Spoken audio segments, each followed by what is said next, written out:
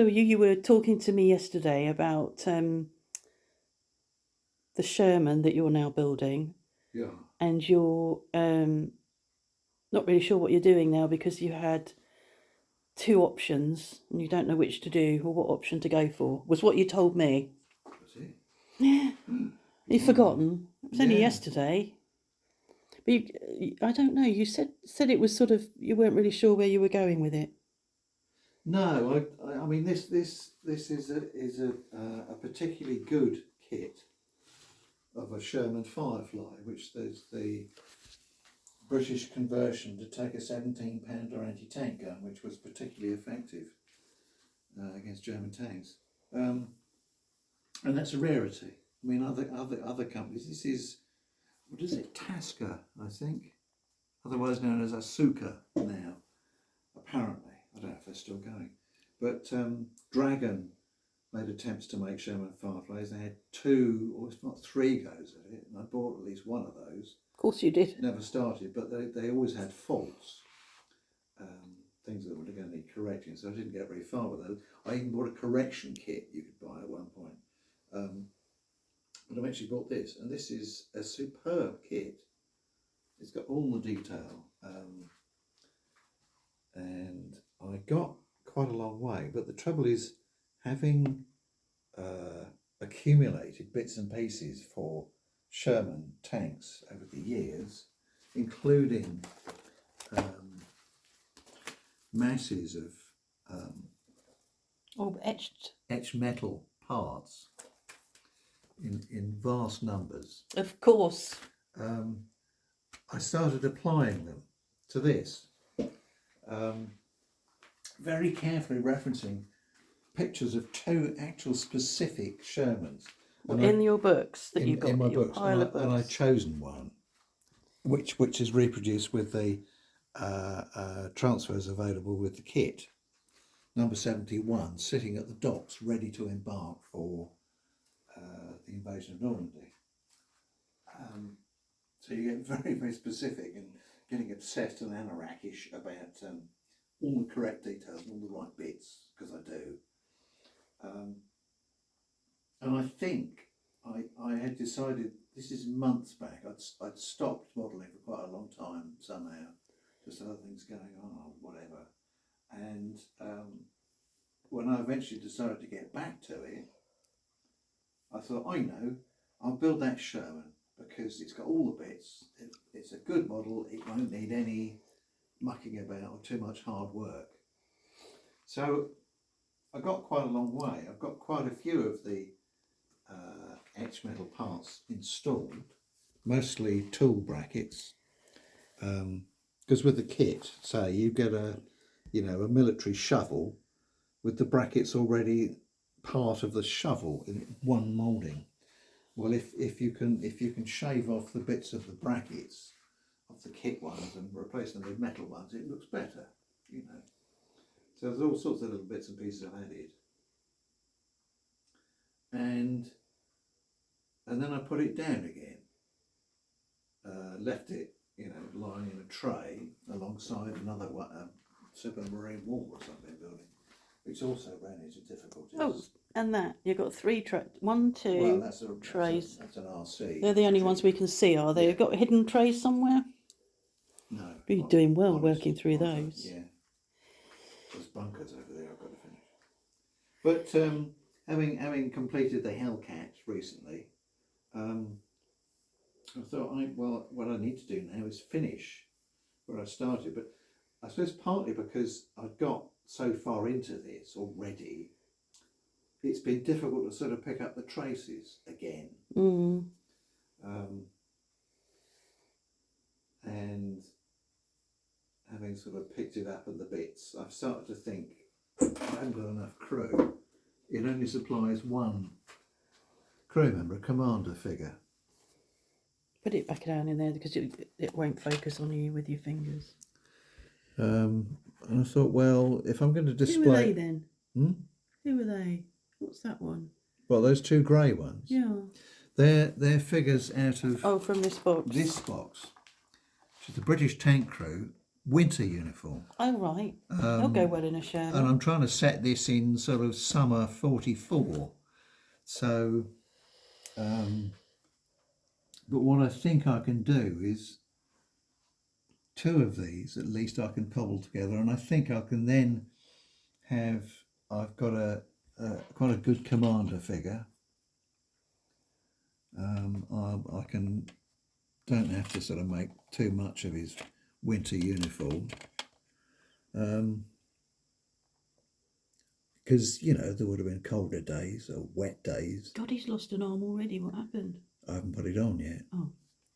He's designed. I'm gonna use him as a driver figure. So, you know, I've got a commander figure to go in there.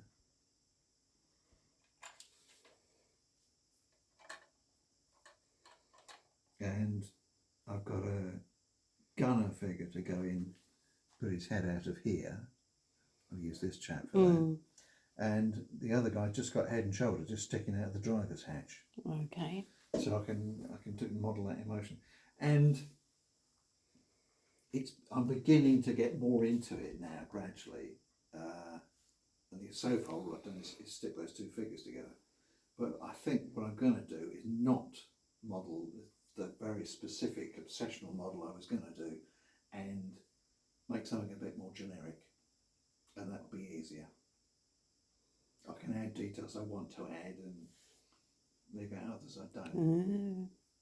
And what I'm currently looking at is I've installed headlamps on this already, and I've begun to wonder, actually, you know, they might have had them installed when they're waiting at the harbour to embark to get across the channel, but I think once in action by mid-August they might have taken them off. So I've been checking through my references, and it looks as if they might have kept the one in this side where the driver is with a blackout lamp in it, but remove this one because they're removable, the headlamps, and just leave the guard. So I think I'll do that. So it's beginning to sort of move again. Have a look at your books. The books. That's what. So what book is this? This one is specifically about the Sherman Firefly, Right. which is quite well known amongst tank nutters, because it could knock out the more powerful German tanks. Okay. Got 1 British tanks in Normandy with loads of pictures, and I can put post-it notes and find pictures and photographs. Cool, they're good then. Yes, if they're accurate. Useful. Yeah. More generic ones, but just general Shermans.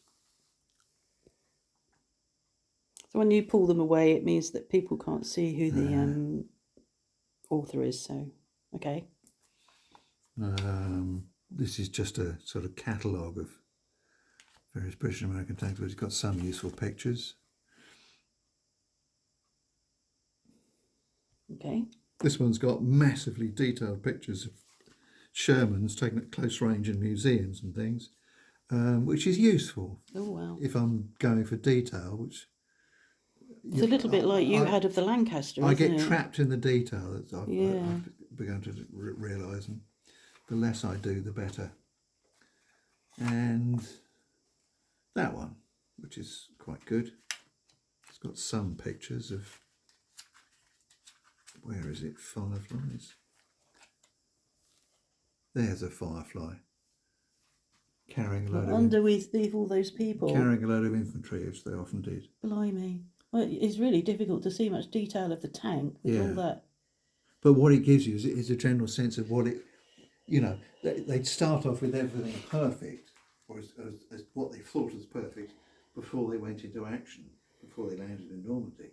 Having been in action for a month, the practices change, and they load their tanks in different ways.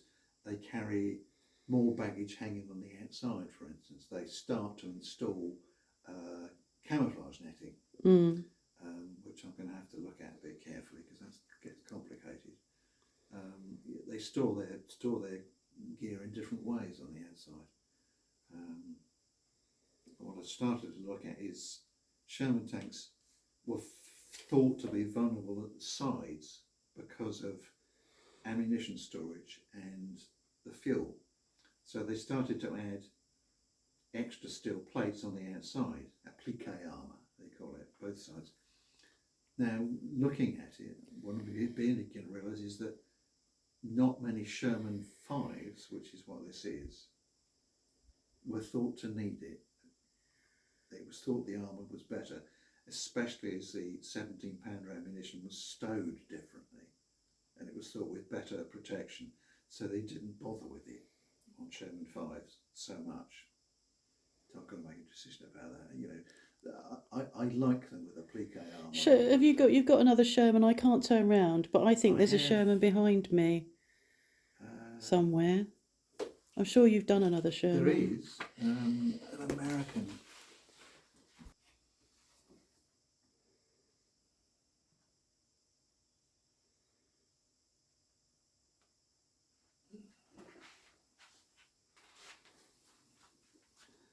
Cute. That is a model of an American Sherman. I thought Shermans were American. Oh, they are, but it was the most prominent tank because it was so massively produced. Could be produced in large numbers at relatively good cost. Very reliable. More lightly armoured. It was felt in comparison to German tanks. But you can see under that star the applique armour. Can you? That's that big flat chunk on the side. I believe you. Because the ammunition was stored just inside that on those sides, and it was felt that when Germans fired, especially because they would aim at the White Star, the penetrating shell would go right through and set fire to the armour, to the ammunition storage. Oh. This one's got a full set of sandbags dumped on the front to help protect it. It was felt. They put cheek armour on the side of the turret. And it's sitting in a cupboard. Sitting in a cupboard. Because it's difficult. Oh, actually, there is more space. You need somewhere to put all your stuff, don't you? Really? Yeah. Actually, that needs mending. There's a hatch come off. Okay. That's probably enough for this vlog. Is it? I think so. Lots of history for people. Okay. Lots of info, and we'll come back when you've made a bit more progress. All right. Ta-ta.